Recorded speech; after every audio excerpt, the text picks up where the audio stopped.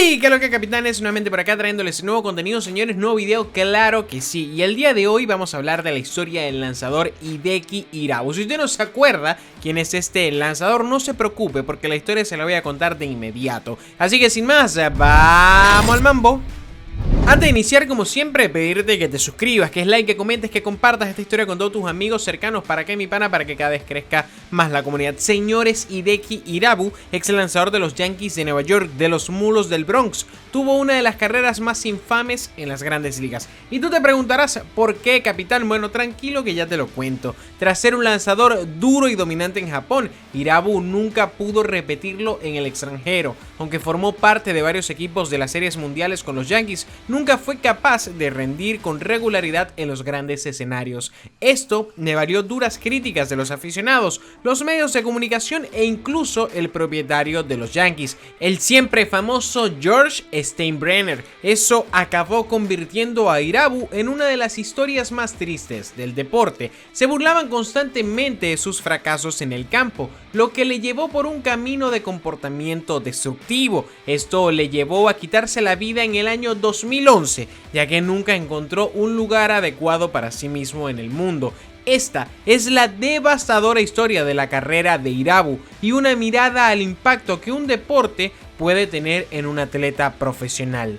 El joven Hideki nació el 5 de mayo del año 1969 en Hirara, actual Miyakojima, Okinawa, Japón. Su padre era un meteorólogo de las Fuerzas Aéreas estadounidenses llamado Steve Thompson, casado entonces con una mujer en Estados Unidos. Thompson, que había sido destinado a Vietnam antes del nacimiento de su hijo, visitó brevemente al joven Hideki y a su madre un año después, pero no volverían a verse hasta después de que Irabu llegara a las grandes ligas estadounidenses. La madre de Hideki, Kazue, natural de Miyako, se casó más tarde con un restaurador, Ichiro Irabu, de Osaka. Irabu crió a Hideki como su hijo en Amagasaki, en la prefectura de Hyogo. El joven jugador, entonces Irabu, entró en la Liga Profesional del Pacífico japonés en 1989, cuando solo contaba con 19 años de edad. Siendo más de 7 años más joven que sus competidores, Irabu registró una efectividad estelar de 3.89 en 14 encuentros. Este fue el comienzo de una carrera de 9 años en la liga japonesa, en la que llegó a lo más alto. Durante su temporada de 26 años, el diestro registró una efectividad dominante de 2.53, al tiempo que lucía una potente bola rápida. A pesar de sus éxitos, seguía teniendo una relación inestable con los medios de comunicación. ¿Qué pasaba? Bueno, que era bastante criticado por su origen japonés-americano, algo que no se veía con buenos ojos en el Japón de la época. A pesar de todo, siguió rindiendo en el montículo. Su récord de 12 victorias, 6 derrotas con 2.40 en la temporada siguiente le convirtió en un candidato muy interesante para dar un viaje a los Estados Unidos. Tras la temporada del año 1996, el contrato de Irabu fue adquirido por los Padres de San Diego. Sin embargo, tras negarse a firmar con los Padres, los derechos del jugador fueron traspasados a los Yankees de Nueva York en un gran paquete que incluía a otros 3 jugadores y $3 millones.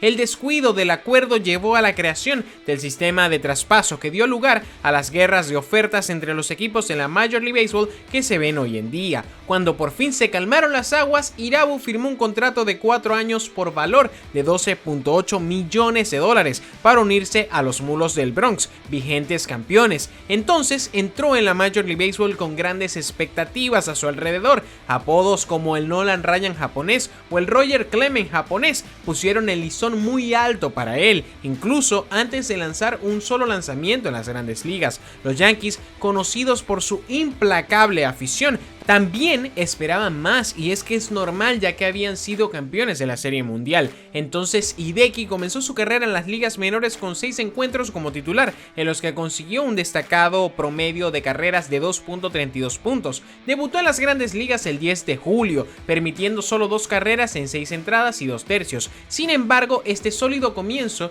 conduciría a una catastrófica caída. En su siguiente salida se dio una asombrosa cantidad de carreras y disparó su efectividad por encima de 7. Esto llevó a los Yankees a enviarlo de vuelta a las ligas menores para que siguiera desarrollándose. Cuando volvió a ser convocado a finales de la temporada, siguió teniendo problemas. Al final del año terminó con 5 victorias, 4 derrotas, con una efectividad de 7.09, muy lejos de las expectativas depositadas en el lanzador nipón. En esos momentos, Irabu se distanció en gran medida de sus compañeros de equipo. A pesar de los esfuerzos de compañeros como David Cone y David Wells, nunca fue accesible. Adoptó una mentalidad empresarial de presentarse los días de juego para lanzar y marcharse directamente a su casa. Sin embargo, mejoró un poco al año siguiente. Llegó a 13 victorias, 9 derrotas, con una efectividad de 4.04, registrando una efectividad positiva de 109, lo que significaba que estaba por encima de la media de la liga. Tras una primera temporada complicada, parecía que Irabu estaba dando un giro de 180 grados, dirigiéndose hacia donde debía ir. Justo cuando parecía estar dando pasos hacia adelante, una frase del propietario de los Yankees, George Steinbrenner, desbarató su estado mental. Señores, en este momento todo se pudrió. Tras no cubrir la primera base durante el último juego en los entrenamientos de primavera de 1999, el propietario despotricó contra el jugador. Este insulto llevó a Irabu, que ya era un marginado social en un país extranjero, a pedir a los Yankees que le dejaran en Florida durante la temporada. Irabu acabó jugando para los Yankees en 1999, jugando 27 encuentros y terminando con una efectividad de 4.84. Sin embargo, el daño ya estaba hecho. Incluso se convirtió en el centro de atención de los medios de comunicación, con programas populares como Seinfeld mencionándolo. Tras la temporada, los Yankees lo traspasaron a los Expos de Montreal, donde su carrera siguió sufriendo. Jugó 3 temporadas más con una efectividad de 4.86, en el mejor de los casos, antes de regresar a Japón en el año 2003. Tras una sólida temporada, una lesión de rodilla en el año 2004 le apartó de los terrenos de juego. Tras retirarse, Irabu luchó contra el exceso de comida y la bebida. Se volvió adicto a la bebida, cayendo en un estado depresivo cada vez más profundo, ya que nunca llegó a aclimatarse a la vida estadounidense. Esto empezó a cambiar a finales de la década del 2000, cuando la oportunidad de volver a la competición le empujó por el camino de la recuperación. Empezó a rehabilitarse de la lesión de rodilla que le dejó fuera del juego en 2004 y perdió 18 kilos. Finalmente, a los 40 años, Irabu participó en una liga independiente y lanzó bastante bien. Esto le dio la oportunidad de volver a Japón y jugar en una liga independiente que terminó tras solo 2 juegos y una lesión en el dedo pulgar. Tras el final de su carrera en el béisbol, Irabu regresó a su casa en Los Ángeles, donde intentó encontrar su camino. Cada vez estaba más aislado del mundo y su mujer y sus 2 hijos llegaron a mudarse de casa. Según las personas cercanas al jugador, parecía que luchaba contra el abuso de sustancias y que cada vez estaba más abatido. El béisbol le había dado un sentido de identidad que había desaparecido. Sumido en una depresión cada vez más profunda, Irabu acabó quitándose la vida en el año 2011. Al registrar su domicilio, el departamento del sheriff encontró un frasco medio vacío de un antidepresivo y 2 fuertes pastillas para la ansiedad. Además, la tasa de alcoholemia de Irabu era del 0.23%. Fue un final totalmente devastador y silencioso para una persona que en su día parecía ser el próximo lanzador dominante del béisbol.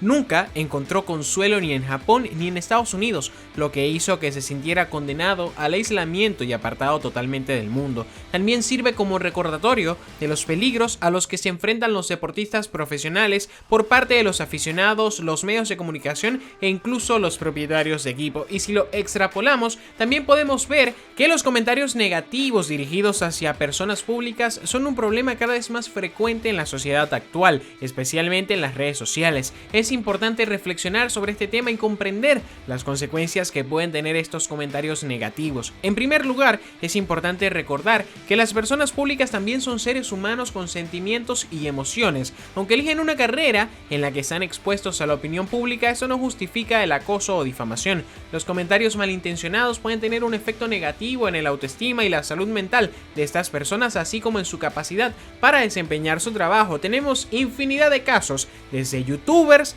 hasta pilotos de la Fórmula 1 como Nikita Mazepin o peloteros como Hideki Irabu. En lugar de centrarse en los efectos de las personas públicas, deberíamos tratar de construir una cultura de apoyo y positividad. Esto significa centrarse en lo que hacen bien y expresar agradecimiento y apoyo por su trabajo. También significa tratar a todos con respeto y consideración independientemente de nuestras diferencias y también, bueno, del fragor del momento, de la situación que está viviendo cada uno personalmente, porque al final no sabemos ni nos imaginamos el poder que puede llegar a tener un mensaje hiriente en cualquier persona que quizás no esté pasando su mejor día. Te dejo esa reflexión para que tú le eches coco ahí, reflexiones y pienses acerca de ello. Si tienes algún comentario, déjalo en la caja más abajito para yo poder revisarlo con mucho gusto. Y si tienes otra historia que te interese conocer, también déjamela en la caja de los comentarios que con mucho gusto la voy a estar leyendo. Así, mis queridos capitanes, llegamos al final de este video. Recordarte por favor que te suscribas, que es like, que comentes, que compartas y que te dejo muchos videos para que sigas haciendo maratón del contenido del canal.